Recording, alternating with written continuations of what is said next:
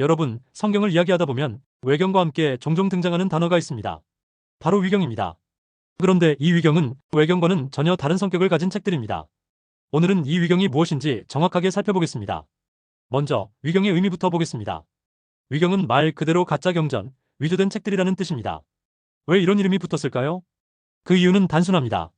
실제 저자가 아닌 사람이 유명한 인물의 이름을 도용해 기록했기 때문입니다. 예를 들어 에녹서, 베드로복음, 도마행전, 솔로몬 시편 등이 있습니다. 겉으로는 성경 인물의 이름을 달고 있지만 실제 작성 시기, 내용, 신앙 모두 성경과 맞지 않는 책들입니다. 두 번째, 위경은 사도 시대와 맞지 않습니다. 초대교회의 기준 중 하나는 사도 또는 사도의 직계제자와 연결되는 가였습니다. 하지만 위경 대부분은 사도 시대가 끝난 2에서 3세기 이후에 기록되었습니다. 그렇기 때문에 사도들의 가르침과 언어, 신학과 맞지 않는 부분이 많습니다. 세 번째, 복음과 충돌하는 교리가 많습니다. 위경에는 인간의 구원을 비밀 지식에서 찾거나 천사 숭배를 강조하거나 예수님의 신성과 인성을 왜곡하는 내용이 자주 등장합니다. 심지어 어떤 책은 예수님을 단순한 영적 스승으로만 묘사하며 십자가와 부활의 의미를 약하게 만들기도 합니다. 네 번째, 초대교회 전체가 거부했습니다. 위경은 역사적으로 실제 기록되었지만 초대교회는 이 책들을 매우 경계했습니다. 왜냐하면 사도적 권위가 없고 교리적 일관성이 없으며 공동체 전체에서 사용되지 않았기 때문입니다. 어떤 지역에서는 읽힌 적이 있었지만 정경으로 인정된 적은 단 한 번도 없습니다.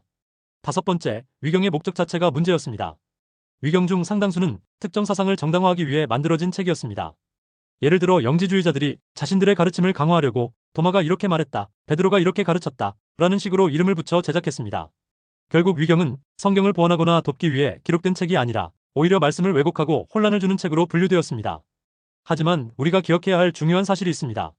위경이 존재한다는 사실은 오히려 성경 정경의 신뢰성을 더욱 강하게 증명합니다. 초대교회는 수백 년 동안 수많은 문서를 걸러내고 비교하고 검증하며 하나님의 말씀을 분별해왔습니다. 성경은 이렇게 말합니다. 진리를 분별하라, 모든 것을 시험하라. 위경의 존재는 우리가 왜 말씀을 정확히 알고 진리를 붙들어야 하는지를 보여주는 중요한 경고입니다. 오늘도 하나님 말씀인 66권 성경 위에 굳게 서는 지혜로운 성도 되시길 축복합니다.